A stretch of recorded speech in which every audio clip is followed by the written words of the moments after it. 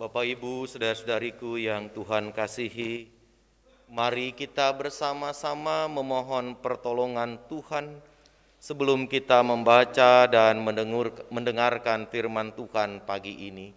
Mari Bapak Ibu kita berdoa.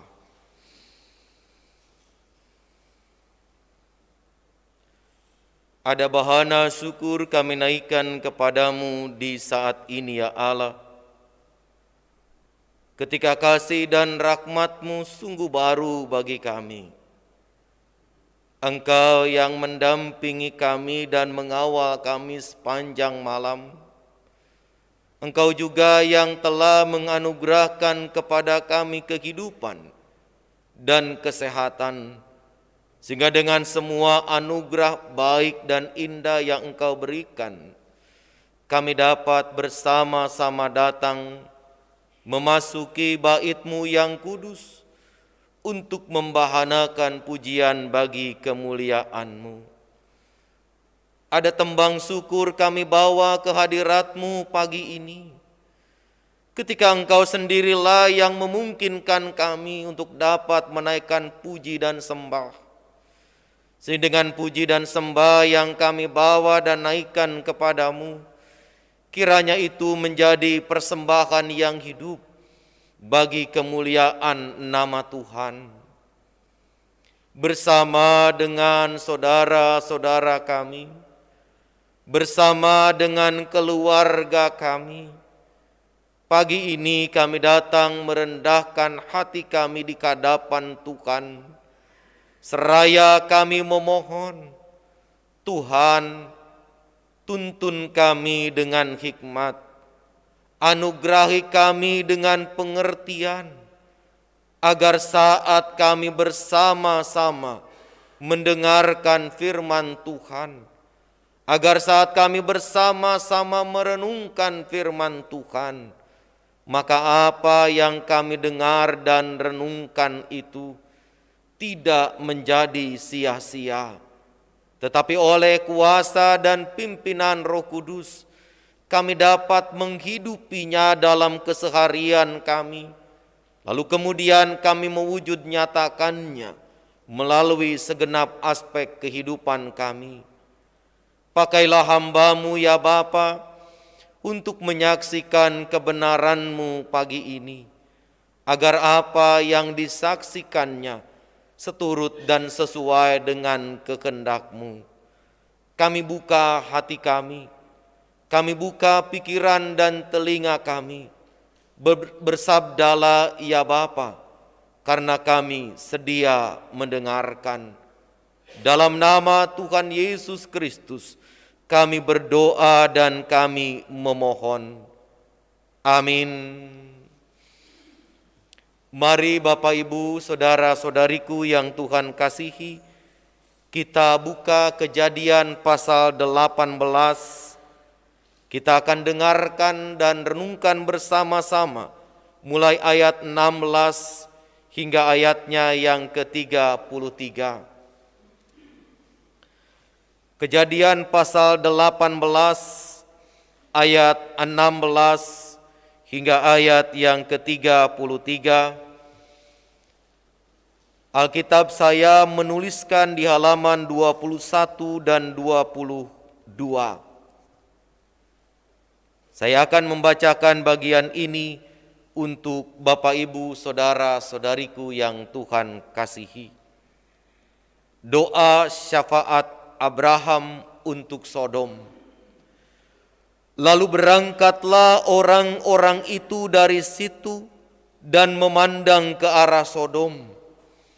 Dan Abraham berjalan bersama-sama dengan mereka untuk mengantarkan mereka.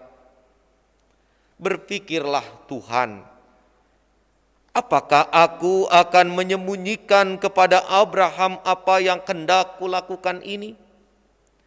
Bukankah sesungguhnya Abraham akan menjadi bangsa yang besar serta berkuasa? Dan oleh dia, segala bangsa di atas bumi akan mendapat berkat.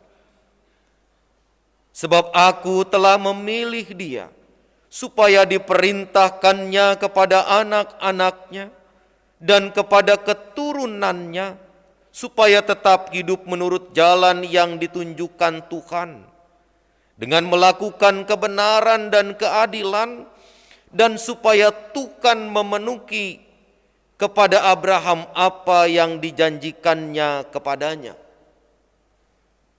Sesudah itu berfirmanlah Tuhan, sesungguhnya banyak keluh kesah orang tentang Sodom dan Gomora, dan sesungguhnya sangat berat dosanya. Baiklah aku turun untuk melihat apakah benar-benar mereka telah berkelakuan seperti keluh kesah orang yang telah sampai kepadaku atau tidak. Aku hendak mengetahuinya. Lalu berpalinglah orang-orang itu dari situ dan berjalan ke Sodom. Tetapi Abraham masih tetap berdiri di hadapan Tuhan.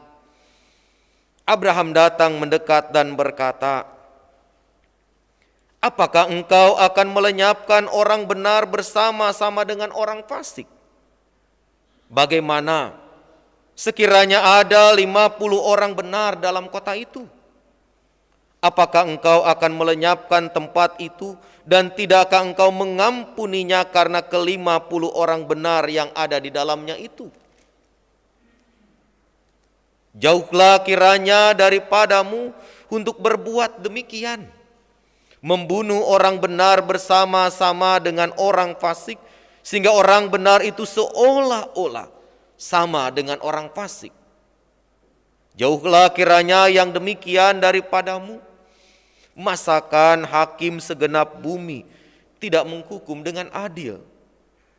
Tuhan berfirman, jika kudapati 50 orang benar dalam kota Sodom, aku akan mengampuni seluruh tempat itu karena mereka. Abraham menyahut, sesungguhnya aku telah memberanikan diri berkata kepada Tuhan, walaupun aku debu dan abu. Sekiranya kurang 5 orang dari ke-50 orang benar itu, apakah engkau akan memusnahkan seluruh kota itu karena 5 itu? Firman-Nya, aku tidak memusnahkannya jika kudapati 45 di sana. Lagi Abraham melanjutkan perkataannya kepadanya, sekiranya 40 didapati di sana. Firman-Nya, aku tidak akan berbuat demikian karena yang 40 itu. Katanya, janganlah kiranya Tuhan murka. Aku berkata sekali lagi, sekiranya 30 didapati di sana. Firman-Nya, aku tidak akan berbuat demikian jika kudapati 30 di sana. Katanya, sesungguhnya aku telah memberanikan diri berkata kepada Tuhan, sekiranya 20 didapati di sana. Firman-Nya, aku tidak akan memusnahkannya karena yang 20 itu. Katanya, janganlah kiranya Tuhan murka kalau aku berkata lagi sekali ini saja, sekiranya 10 didapati di sana. Firman-Nya, aku tidak akan memusnahkannya karena yang 10 itu. Lalu pergilah Tuhan setelah ia selesai berfirman kepada Abraham, dan kembalilah Abraham ke tempat tinggalnya. Demikian pembacaan Alkitab kita saat ini. Yang berbahagia ialah mereka yang mendengarkan firman Allah dan memeliharanya. Haleluya. Haleluya, haleluya, haleluya.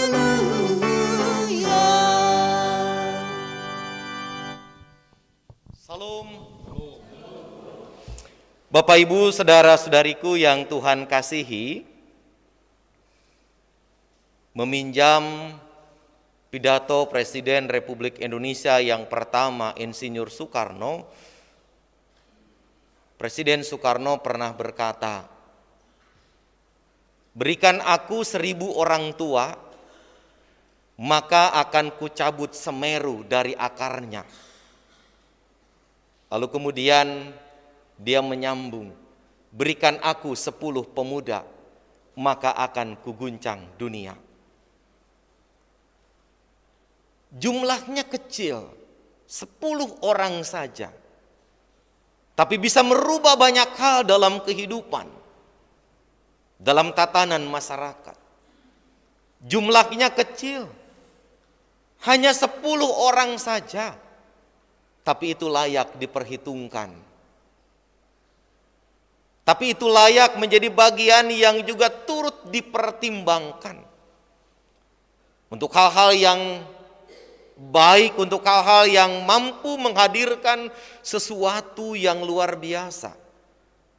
Kadang jumlah itu bukan salah satu ukurannya. Jumlah banyak itu bukan salah satu tolok ukurnya. Tapi rupa-rupanya adalah ketika 10 orang itu benar-benar potensial, benar-benar punya kualifikasi, benar-benar mumpuni, maka 10 orang itu bisa menghasilkan sesuatu yang luar biasa.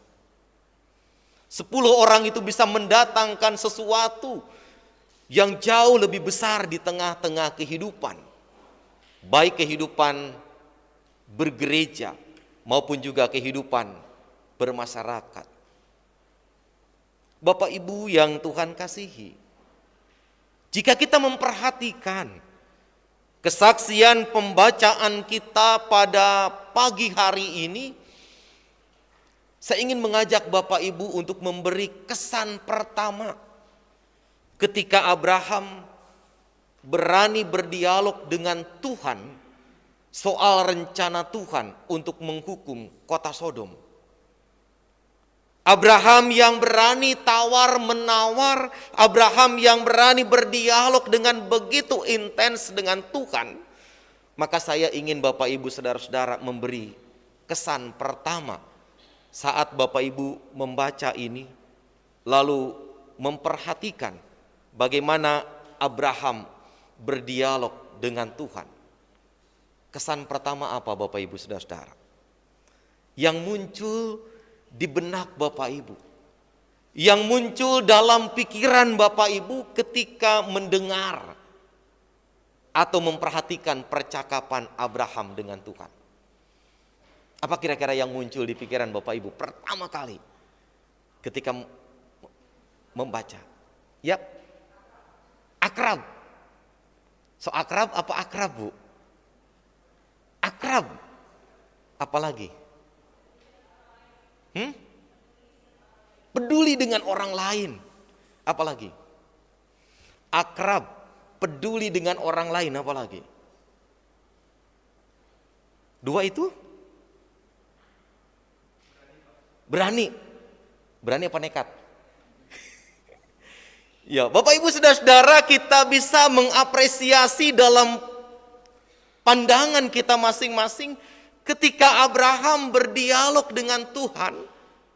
Saya boleh berikan sedikit statement tawar-menawar dengan Tuhan soal rencana penghukuman untuk kota Sodom, maka ada kesan Abraham akrab banget sama Tuhan. Kan orang kalau akrab dengan lawan bicaranya, dengan lawan bercakapnya, dia nggak sungkan. Dia akan sampaikan apa yang ada di hati, apa adanya.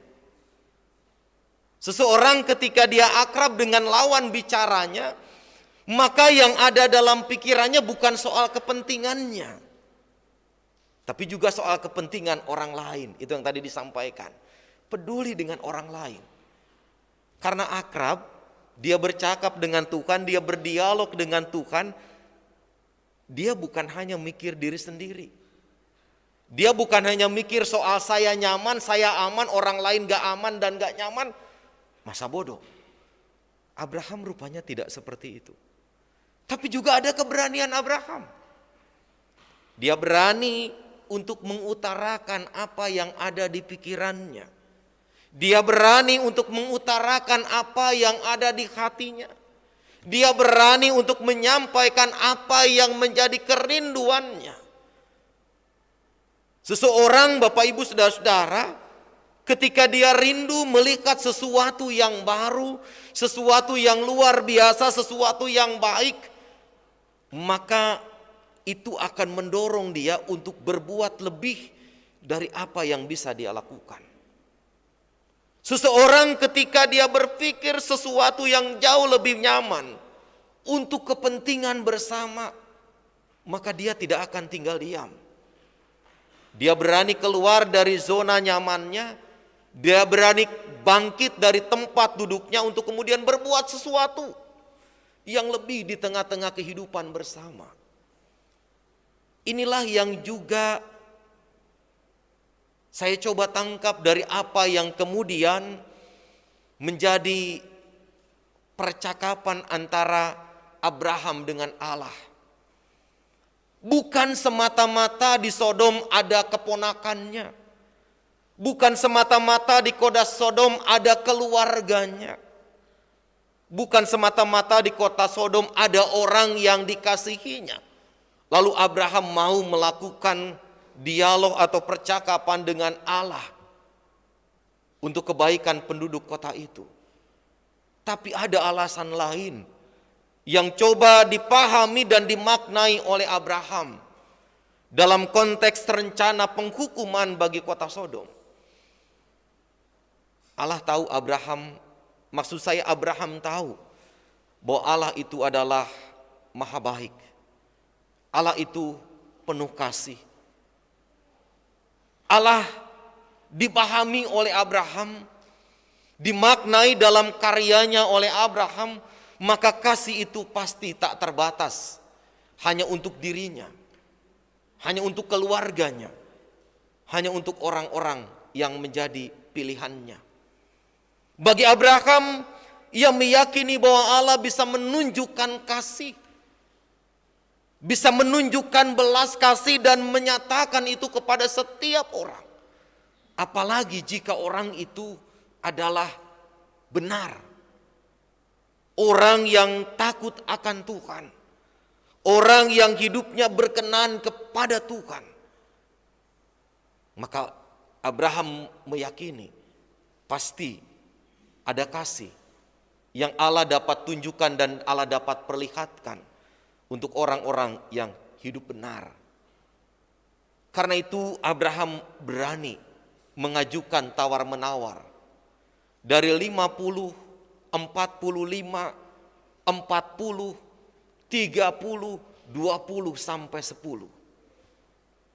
Abraham sudah perhitungkan Bapak Ibu Saudara-saudara. Abraham sudah bisa bayangkan Bapak Ibu Saudara-saudara yang Tuhan kasihi, ketika keluh kesah, ketika tindakan-tindakan yang dilakukan oleh penduduk kota Sodom itu mendatangkan keresahan, mendatangkan kegelisahan bagi banyak orang, dan orang lain berkeluh kesah. Rupa-rupanya Abraham sudah perhitungkan kemungkinan besar dalam tanda petik jumlah orang-orang yang berbuat benar itu sangat-sangat minim jumlahnya. Karena itu dia berani tawar-tawaran dengan Tuhan dari 50 sampai angka 10. Jauh banget Bapak Ibu Saudara-saudara kalau diperhitungkan. 50 pertama nawar 5 jadi 45 sampai kemudian turun 10, 10, 10, 10 sampai angka terakhir adalah 10. Ternyata Bapak Ibu Saudara-saudara yang Tuhan kasihi, saya menangkap dari angka 10 yang dipakai atau yang dicatatkan oleh Alkitab. Bagi Tuhan, kasih itu berlaku sekalipun jumlahnya kecil. Artinya bagi kehidupan kita Bapak Ibu Saudara-saudara, ketika kita menunjukkan peran saling mengasihi, betapapun kecilnya peran itu kita lakukan, maka itu akan Tuhan perhitungkan. Ketika dalam hidup ini kebenaran selalu menjadi bagian yang kita kedepankan, betapapun jumlah yang melakukan kebenaran itu tidak banyak, tidak seperti yang kita harapkan dan kita inginkan, Tuhan akan tetap menunjukkan kasih-Nya. Bagi Tuhan, sedikit pun tetap berharga. Bagi Tuhan kebenaran yang dilakukan oleh sedikit orang pun akan tetap diperhitungkan. Dan karena itu Tuhan diajak oleh Abraham untuk juga melihat jika yang melakukan kebenaran, jika yang hidupnya benar di mata Tuhan jumlahnya sedikit, Tuhan masih mengasihi? Masih ternyata Bapak Ibu Saudara-saudara. Tuhan begitu baik. Tuhan begitu mau memperlihatkan kehadirannya. Bahwa ia tidak sekedar merencanakan penghukuman tanpa memperhitungkan hal-hal yang ada di sekitar umatnya. Tuhan tidak sekedar merencanakan penghukuman ketika ada banyak orang melakukan pelanggaran dan berdosa, tanpa memperhitungkan orang-orang yang ada di sekitar orang-orang berdosa itu, apakah dia benar atau tidak.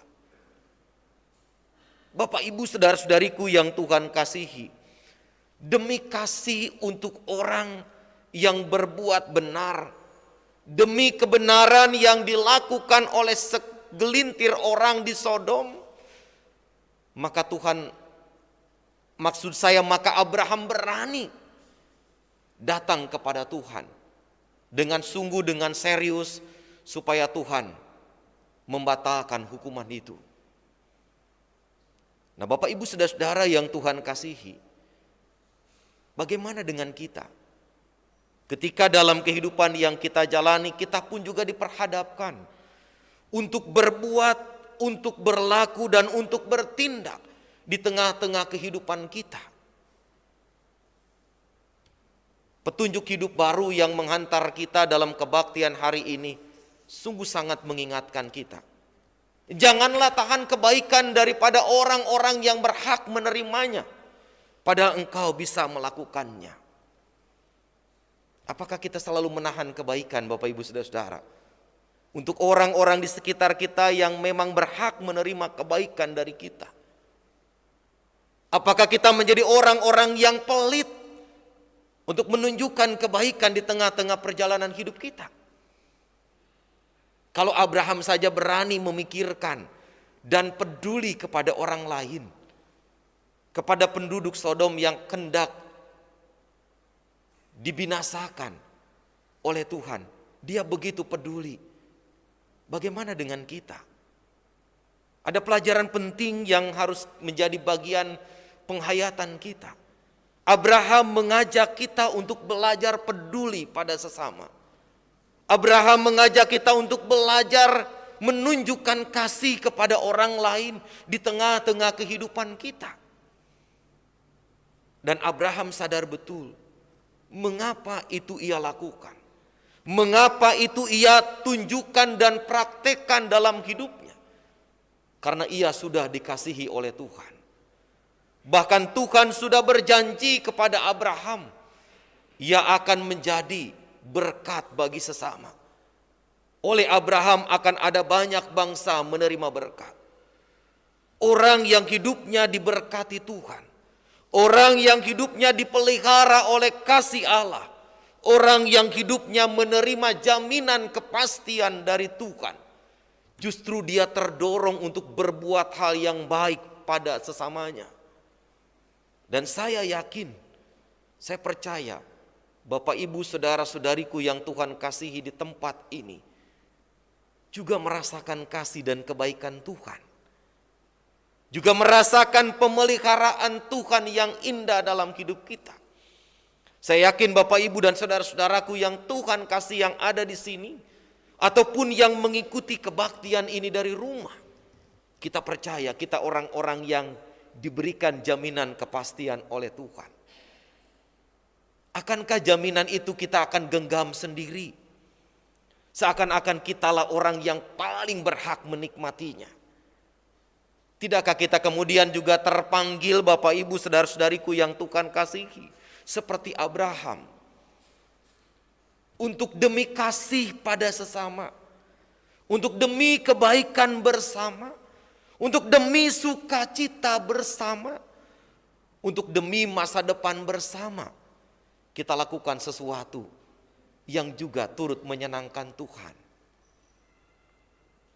Bapak Ibu yang Tuhan kasihi, yang berikut dari apa yang dilakukan oleh Abraham dalam percakapannya dengan Allah, ketika dia berani turun dari angka 50 sampai angka 10, maka tentu dalam kehidupan kita bergereja, dalam kehidupan kita bersekutu, lakukanlah sesuatu yang benar.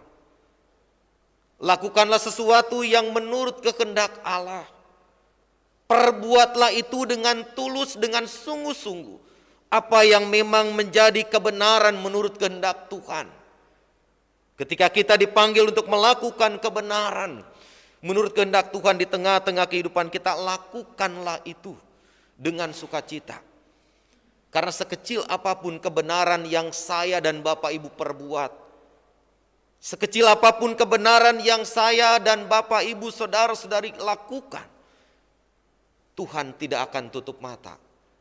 Tuhan akan perhatikan dan Tuhan akan perhitungkan.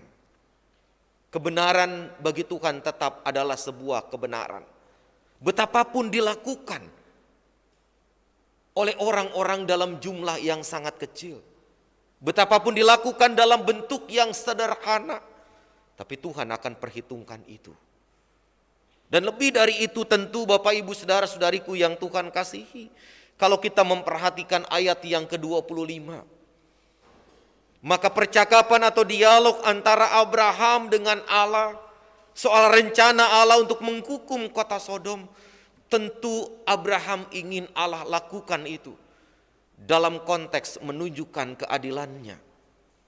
Bukan dalam konteks Allah benci dan marah kepada umatnya atau kepada penduduk kota Sodom. Tapi Abraham mau agar Allah melakukan itu dalam kerangka Allah bertindak sebagai hakim yang adil atas seluruh bumi. Maka dengan berangkat dari pemahaman seperti yang disampaikan di ayat 25 ini, Bapak Ibu saudara-saudariku yang Tuhan kasihi, kita percaya, kita yakin Allah pun juga akan bertindak adil bagi orang-orang yang mengasihi dan percaya kepadanya. Allah pun juga akan bertindak seadil-adilnya di tengah-tengah kehidupan yang kita tempuh dan kita jalani. Ketika segala hal kita buat dan kita lakukan, di tengah-tengah perjalanan hidup kita pasti Allah sudah perhitungkan. Tentu ini menjadi sebuah pembelajaran berharga bagi kita Bapak Ibu saudara-saudara, bahwa Allah tidak main-main. Ketika benar Allah akan katakan benar, ketika salah Allah katakan salah. Penghukuman atau rencana penghukuman yang Allah hendak lakukan terhadap penduduk kota Sodom tentu menjadi pengingatan bagi kita bersama Bapak Ibu saudara-saudara. Allah Maha melihat dan Allah Maha tahu. Dia yang Maha melihat dan Maha tahu, maka Dia juga yang akan bertindak sebagaimana yang menjadi rencana dan kehendaknya di tengah-tengah kehidupan kita. Dan untuk itu berarti kita diingatkan agar kita selalu berjaga-jaga, agar kita selalu belajar untuk introspeksi diri. Apakah yang kita perbuat dan kita lakukan dalam hidup kita sudah sungguh-sungguh menyenangkan Tuhan, atau justru menyakiti Tuhan? Doa pengakuan dosa yang diucapkan tadi mengingatkan kepada kita, sesungguhnya kita adalah orang-orang yang penuh dengan keterbatasan dan kelemahan. Kita adalah orang-orang yang penuh dengan segala ketidakberdayaan. Namun jangan jadikan ketidakberdayaan dan kelemahan itu sebagai alasan untuk kita tidak mengindahkan apa yang menjadi pesan dan perintah Tuhan di tengah-tengah perjalanan hidup kita. Allah mau bertindak demi keadilan, demi kasih dan demi kebenaran untuk penduduk kota Sodom. Dan Ia juga akan bertindak demi kasih, demi kebenaran dan demi keadilan bagi kita umat yang percaya. Di mana di tengah realitas kehidupan kita sebagai orang yang percaya, apapun kenyataan yang kita jumpai, apapun kenyataan yang kita saksikan dan kita lihat dalam hidup kita, jangan pernah berhenti untuk menyatakan kasih. Jangan pernah berhenti untuk berbuat yang benar. Jangan pernah berhenti untuk bertindak dengan baik dan adil. Oleh karenanya Bapak Ibu saudara-saudariku yang Tuhan kasihi, mari kita juga miliki keakraban seperti Abraham untuk berani bercakap dengan Allah secara intens dalam perjalanan hidup kita. Karena tanpa relasi yang dekat, tanpa keakraban dan keintiman seperti yang Abraham miliki, kita tak akan pernah berani untuk bercakap dengan Tuhan seperti Abraham. Tapi saya yakin, saya percaya, Bapak Ibu saudara-saudariku yang Tuhan kasihi di tempat ini adalah orang-orang yang akrab untuk berjumpa dengan Tuhan. Oleh karena itu peliharalah keakraban itu, supaya kita merasakan sukacita dan damai sejahtera. Amin.